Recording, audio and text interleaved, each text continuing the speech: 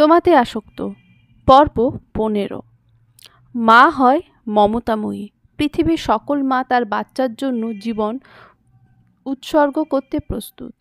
বাচ্চার ভালোর জন্য তারা বিনা বাক্যে বিষ পান করে নিতে পারে। খুব কম সংখ্যক মা রয়েছে যাদের বাচ্চার প্রতি টান কম। বাচ্চার ভালো খারাপে কিছু এসে যায় না। আতিয়া বেগম কি ঠিক সেই শ্রেণীর মা? ছেলে মেয়ের ভালো খারাপে তার কি হৃদয় কাঁপে না, কলিজা ছটফট করে না? হয়তো তাই, নয়তো টিকিট ক্যান্সেল করে দেওয়ার পরও ফের নতুন টিকিট কেন কিনবে? কেন চলে যাওয়ার এত তাড়া? আবরার আকুল স্বরে নিজের ভালোবাসার বার্তা জানান দেওয়ার পরও কেন এত ছলনা করছে মা? মাঝ রাস্তায় গাড়ি থামিয়ে দেয় আবরার। আজকে বেশ শীত পড়েছে, সেই সাথে কুয়াশা নেমেছে গোটা শহর জুড়ে। দূরে বস্তু দেখা মেলা ভার। বিশাল আকৃতির গাছগুলো কুয়াশার চাদরে মুড়ে রয়েছে, যেন মা তার সন্তানকে সূর্যের আলো হতে রক্ষা করার প্রস্তুতি নিচ্ছে। রাস্তার দুই পাশে দুটো বাড়ি রয়েছে, একটা অহনার এবং অপর পাশেরটা জানানি। অহনা ব্যালকনিতে পায়চারি করছে বাচ্চা নিয়ে, হয়তো কান্না থামানোর চেষ্টা করছে বা ঘুম পাড়ানোর চেষ্টা চালাচ্ছে। আহাদ, ইভান, আমান, সিয়াম সকলেই গভীর ঘুমে আচ্ছন্ন। একজনের ওপর আরেকজনের হাত পা ছড়িয়ে ছিটিয়ে ঘুমাচ্ছে। সিয়ামের মাথা আবরারের কাঁধে। বিরক্ত হয় না আবরার, বরং তার অভ্যাস রয়েছে।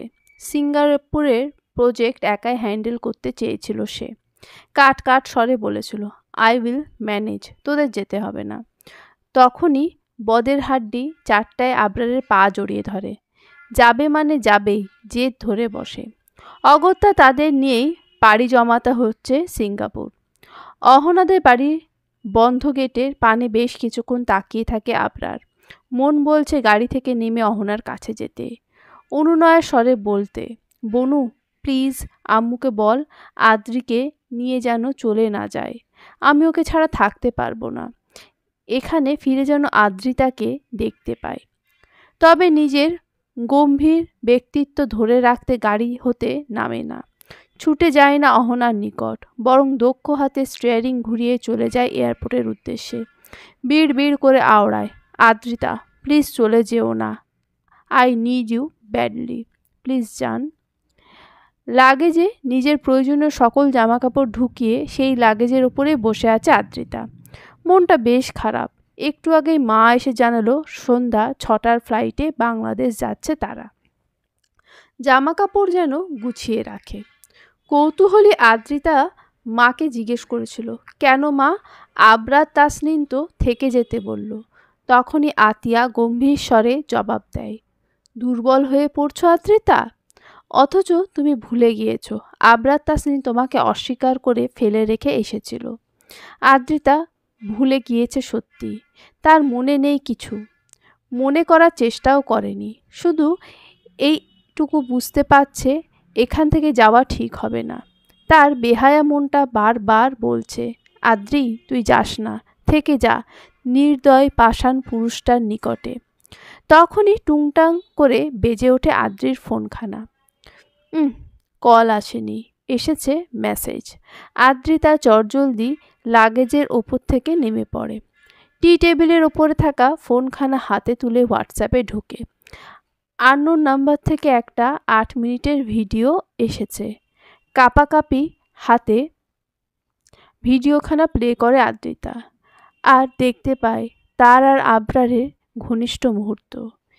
এই তো, এই বিছানায় আবরারের সঙ্গে লেপ্টে রয়েছে সে, অধরে অধর মিলিত দুজনের।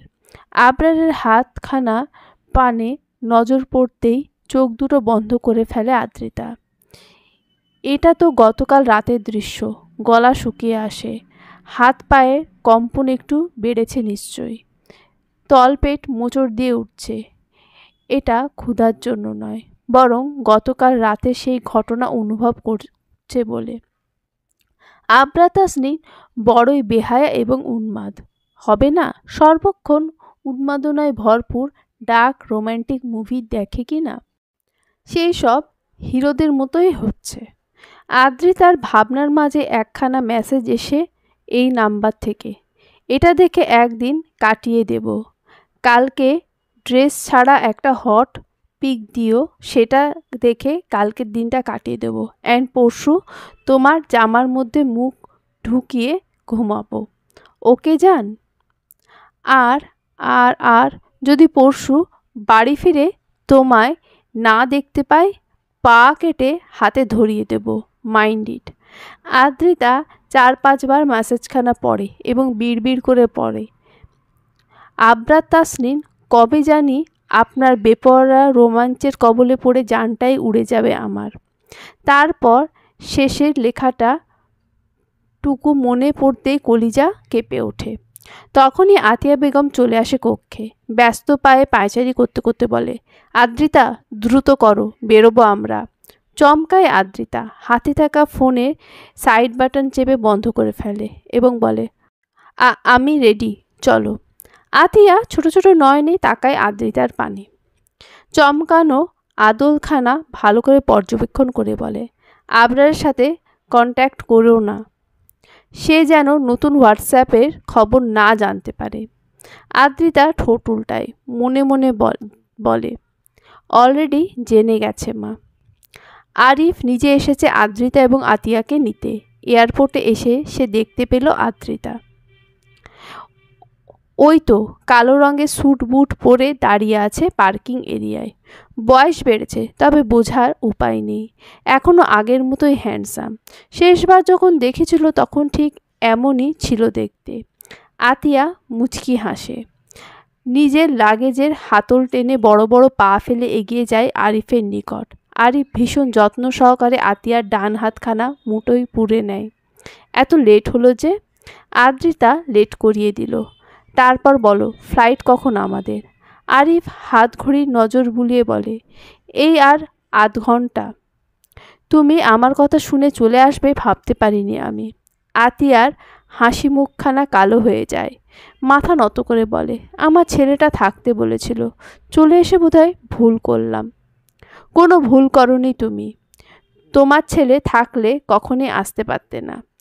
তাই তো আমি প্ল্যানিং করে তাকে সিঙ্গাপুর নিয়ে গিয়েছি বলে উচ্চস্বরে হাসে আরিফ। তবে আতিয়ার হাসি পায় না, বরং ছোট ছোট নয়নে আরিফের পানে তাকিয়ে থাকে।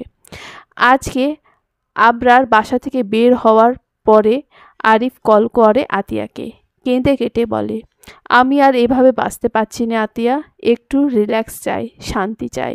তাই ভাবছি আদ্রিতাকে নিয়ে বাংলাদেশে থাকবো। আমার পুরনো বাড়িতে মেয়েকে নিয়ে শান্তিতে বসবাস করব।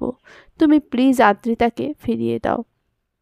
আতিয়া তখন চিন্তায় পড়ে গেছিল। কখনোই আরিফকে দুর্বল হতে দেখেনি সে, আজকে তবে এত দুর্বল কেন হলো? এক কোণায় দাঁড়িয়ে আদ্রিতা দেখছিল নিজের বাবাকে, অপেক্ষা করছিল কখন তার পানে তাকাবে আর 2 হাত মেলে দিয়ে ডাকবে, বলবে, মামুনি বাবার কাছে এসো। কিন্তু বাবার আর সময় কোথায় আদ্রিতার পানে তাকানোর?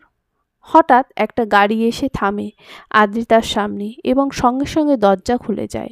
একটা শক্তপোক্ত হাত আদ্রিতার কোমর জড়িয়ে ধরে, শূন্যে তুলে গাড়িতে বসিয়ে দেয়। চিৎকার করারও সময় পায় না আদ্রিতা, কিছু বুঝে উঠতেও পারে না, শুধু শুনতে পায়, আবরার তাসনিনের কলিজায় আগুন জ্বালিয়ে পালিয়ে যাওয়া হচ্ছে। বলেছিলাম না, কলিজা ঠান্ডা না হওয়া অবধি তোর মুক্তি নেই। আদ্রিতা নির্বাক দৃষ্টিতে তাকিয়ে আছে আবরারের মুখপানে। যদিও গোটা মুখশ্রী দেখা যাচ্ছে না, মাস্ক দ্বারা ঢেকে রাখা, শুধু চোখ দুটো দেখা যাচ্ছে। রেগে আছে কি লোকটা? হয়তো। এখন তো ওনার সিঙ্গাপুরে থাকার কথা, তাহলে এখানে আসলো কি করে? বড়ই কঠিন প্রশ্ন, উত্তর জানা নেই আদ্রিতার। এয়ারপোর্টে চেকিং এরিয়ার পাশে দাঁড়িয়ে আছে তারা। লম্বা ভিড় জমেছে, সকলের পেছনে ওরা। চেকিং করাবে বলে মনে হচ্ছে না, কেননা কেউ পাসপোর্ট, ভিসা বা প্রয়োজনীয় কাগজ বের করছে না। আবরার এক হাত আদ্রিতার কোমর জড়িয়ে আছে, যেন ছেড়ে দিলে হারিয়ে যাবে। আমান, আহাদ এবং ইভান আদ্রিতার পেছনে দাঁড়িয়ে, আর সিয়াম বসে পড়েছে ফ্লোরে। মূলত আবরারের কার্যক্রমে অবাকের শেষ পর্যায়ে পৌঁছেই বসে পড়ার সিদ্ধান্ত নিয়েছে। দাঁড়িয়ে থাকতে একটু কষ্টই হচ্ছে, মাথা ভনভন করে ঘুরছে যে। এই তো 11 ঘন্টা আগে তাদের ফ্লাইট ছিল, কিন্তু এয়ারপোর্টে পৌঁছে জানতে পারে সকাল 7টার ফ্লাইট নয়, বরং রাত 12টার ফ্লাইটে তারা সিঙ্গাপুর যাবে। এটা শুনে মেজাজ বিগড়ে যায় সিয়ামে। সে উচ্চস্বরে কিছু বলার প্রস্তুতি নিতেই আবরার সিয়ামের কাঁধে হাত রাখে এবং বলে, চল সিয়াম, তোর মাকে নিয়ে আসি। সিয়াম ছোট ছোট নয়নে আবরারকে দেখে। পেছন থেকে আমান বলে ওঠে, কেন ভাই, বউকে ছাড়া ভালো লাগছে না বুঝি? আবরার বোধহয় বিরক্ত হলো, চোখ মুখ কুঁচকে বলে, বউ কেমন শব্দ? আহাদ বলে, বউ একটা খাঁটি বাঙালি শব্দ। আবরার বিরক্ত হয় বোধহয়। চোখ রাঙিয়ে আমানের দিকে তাকাতেই আমান বলে, তো কি, সিয়ামের মতো আমরাও মা ডাকবো? অবভিয়াসলি আদ্রিতা তোদের সবার মা। আমান, আহাদ, ইভান দুই হাতে কান চেপে অসহায় স্বরে না বলে চিৎকার করে। আবরার গম্ভীর স্বরে ধমক দেয়, স্টপ ইট, বান্দরের মতো চেঁচাচ্ছিস কেন? ব্যাস, সকলেই ভদ্র বাচ্চার ন্যায় সোজা হয়ে দাঁড়ায়। এয়ারপোর্ট হতে 10-12 হাত দূরত্বে রয়েছে একটা শিশু পার্ক। সেটা আপাতত কুয়াশায় ঢেকে আছে। থাকারই কথা, সবে সকাল 7টা বাজে। শীতের মৌসুমে 7টা মানে ভোর সকাল। এখনও সূর্য মামা ওঠার সময় হয়নি বলেই কুয়াশারা নিজেদের আস্তানায় খুঁটি গেড়ে বসে আছে। সূর্য উঠলে আবার গাঁটটি বোচকা নিয়ে পালাবে। ইভান শিশুদের ঘোড়ার বসে কাঁদো কাঁদো স্বরে বলল, আদ্রিতা আমার ক্রাশ, ভাবি ডাকতে বলতো, মেনে নিতাম, তাই বলে মা? আমানও তাল মেলায়। মা শব্দটা শুনে কেমন বুকে আগুন জ্বলছে। সিয়াম খিলখিল করে হেসে ওঠে, গান ধরে উচ্চস্বরে, জলে আগুন বুকেতে, দে আগুন নিভাইয়া দে, ট্যাঁ ট্যাঁ টেরা বেড়া লাইগা দিবু, সব কিছু শেষ করিয়া ফেলা দেবু, মনে রে আগুন তুই নিভাইয়া, ওই রূপে ঝলকেতে গেছি হারাইয়া। বড়ই শ্রুতিমধুর সিয়ামের কণ্ঠস্বর। ঠিকঠাক চর্চা করলে ভালো সিঙ্গার হতে পারত। বন্ধুরা সবাই তার গানের গলার প্রশংসা করে। তবে এই মুহূর্তে ডিপজলের বিখ্যাত গানের তাল মেলাতে পারে না ওরা, বরং বিরক্ত হয়। সিয়াম ওদের থেকে সাড়া না পেয়ে গান বন্ধ করে মুখ বাঁকায়। আহাদ বলে, আদ্রিতাকে আপু ডাকবো। ইভান বলে, হ্যাঁ, আমিও ভাবি ডাকবো। আমান বলে, আমিও ভাবি ডাকবো। কি সুন্দর দেখতে, আমার তো শুধু তাকিয়ে থাকতে ইচ্ছা করে। ভাবছি আদ্রিতার সঙ্গে সেলফি তুলে ফেসবুকে আপলোড করব। ক্যাপশনে লিখব, এরকম একটা সুন্দর মেয়ের সন্ধান চাই। সিয়াম হামি তোলে, 2 পা এগিয়ে আমানের পাশে গিয়ে দাঁড়ায়। এক হাত তুলে দেয় আমানের কাঁধে, আর এক হাত আমানের সদ্য বেড়ে ওঠা ছোট্ট দাড়ি টানতে টানতে বলে, ভাই, কদিন আগেই তোর হাত ভাঙলো না? যে গাড়িতে ধাক্কা খেয়ে হাত ভেঙেছিল সেই গাড়িখানা আবরার তাসনিনের। তোকে ইচ্ছা করেই ধাক্কা মেরেছিল, কারণ তুই আদ্রিতার হাত ধরেছিলিস। আজকে বোধহয় তোর চোখ দুটো গেল। আমান চমকে ওঠে, 2 পা পিছিয়ে যায়। শুকনো ঢোক গিলে তাকায় আবরারের পানে। সে তাকিয়ে আছে আমানের চোখের পানে। ভয়ে কলিজা কেঁপে ওঠে আমানের। তাড়াহুড়ো করে বলে, মা, আদ্রিতা আমার মা, সে আমার আপন মা, রক্তের মা। আবরার বাঁকা হাসে। আমানের ডান গালে ছোট্ট ছোট্ট 2টো চাপড় মেরে বলে, that's like a good boy. তারপর ওদের নিয়ে চলে যায় অহনার বাড়ির সামনে। সেখান থেকে ঘুরে ফিরে পুনরায় এয়ারপোর্টে এসে অপেক্ষা করে আদ্রিতার এখানে আসার জন্য। অবশেষে আদ্রিতা চলে আসে এবং তাকে কিডন্যাপ করে নেয় আবরার। দ্বিতীয়বার প্লেনে উঠছে আদ্রিতা। প্রথমবার এক্সাইটেড ছিল, কিন্তু দ্বিতীয়বারের বেলায় খানিক ভয় পাচ্ছে। মস্ত বড় সিঁড়ি ডিঙিয়ে প্লেনে উঠতে বুকখানা কাঁপছে। শক্ত করে চেপে ধরে আবরারের হাত। ভেবেছিল এবার বোধহয় ধমক খাবে। পাষাণ পুরুষ ধমকে বলবে, ইডিয়েট, প্লেনে উঠতেও পারো না? তবে আদ্রিতার ভাবনা ভুল প্রমাণ করে আবরার নিজেই এক হাতে জড়িয়ে ধরে আদ্রিতাকে। আশ্বাস দিয়ে বলে, ভয় পেও না, আমি আছি। খুশিতে মনটা নেচে ওঠে আদ্রিতার। ঠোঁটের কোণে ফুটে ওঠে মৃদু হাসি। তবে একটা ব্যাপার ভেবে অবাক লাগে। প্লেনে ওঠার তাড়া নেই কোনো মানুষের, শুধু তাড়াই উঠছে। একটু দূরে থাকা আরেকটা প্লেনে শত শত মানুষ উঠছে, ভিড় জমে আছে, কিন্তু তাদের প্লেনে কোনো ভিড় নেই। আশ্চর্য ব্যাপার। অতঃপর প্লেনে উঠে নিজেদের জন্য বরাদ্দকৃত আসনে বসে পড়ে। পাশে বসে আবরার। ওদের পেছনে বসে আছে সিয়াম, আহাদ, আমান এবং ইভান। আর কেউ নেই, গোটা প্লেন ফাঁকা। আদ্রিতা অবাক হয়, ঘাড় বাঁকিয়ে এদিক ওদিক তাকিয়ে বলে, আবরার, তাসনিন, প্লেন ফাঁকা কেন? আর মানুষ কোথায়? আবরার মুখের মাস্ক খুলতে খুলতে জবাব দেয়, সবাই মরে গেছে। আদ্রিতা ভেংচি কাটে, বিড় করে বলে, হাতির বাচ্চা গন্ডার, ঠিকঠাক কথা বলতেও জানে না। আবরার শুনে ফেলে, মুহূর্তেই কোমর জড়িয়ে ধরে আদ্রিতার, একটানে নিজের কোলে বসে দেয় এবং কামিজের ফাঁকে হাত ঢুকিয়ে কাঁধে ঠোঁট রাখে। ফিসফিস করে বলে, কথা বলতে না পারলেও রোম্যান্স করতে পারি ঠিকঠাক। হাঁসফাঁস করে ওঠে আদ্রিতা। আবরারের কালো রঙের স্যুটখানা চেপে ধরে, বিড় করে বলে, এটা পাবলিক প্লেস, প্লিজ ছেড়ে দিন, সবাই দেখবে। আবরার ভ্রু কুঁচকে বলে, হু কেয়ার্স? আদ্রিতার ইচ্ছে করে বেয়াদব লোকটার মাথায় একটা বাড়ি মারতে। দাঁতে দাঁত চেপে বলে, লজ্জা শরম আপনার না থাকতে পারে, আমার আছে, ছাড়ুন। আবরার ছাড়ে না, বরং কাঁধ হতে ঠোঁট নামিয়ে গলায় রাখে। বেশ শক্তপোক্ত একখানা কামড় দিয়ে পাশে বসিয়ে দেয়। আদ্রিতা চোখ বন্ধ করে স্তব্ধ হয়ে বসে আছে। কামড় দেওয়া জায়গাটা বেশ জ্বলছে, তবুও টু শব্দ করছে না। মুখ খুলে আবরার নিজেই। সামনে থাকা মনিটর টাইপের টিভিখানা চেপে মুভি সিলেক্ট করতে করতে বলে, আমাকে ছেড়ে যাওয়ার কথা চিন্তা করার পানিশমেন্ট ছিল এটা। চোখ খুলে আদ্রিতা, ঘাড় বাঁকিয়ে তাকায় আবরারের পানে। আর যদি চলে যেতাম? খুঁজে বের করে লং টাইম কামড়ে দিতাম। কামড়ানোর জায়গাটা ভিন্ন হতো। রাগ বা বিরক্ত হওয়ার কথা ছিল, তবে আদ্রিতা হেসে ফেলে। এক হাতে মুখ চেপে মৃদু হাসে, মনে মনে বলে, আপনাকে ছেড়ে যেতে কি আর আমার ইচ্ছে করছিল? আবরার একখানা গান সিলেক্ট করে, যারা যারা বেহকতা হে গানটা। সঙ্গে সঙ্গে সাদা রঙের লাইট নিভে যায়, জ্বলে ওঠে নীল রঙা লাইট। আবরার গানটা একটু টেনে মাঝখান হতে প্লে করে, ভলিউম একটু বাড়ায়।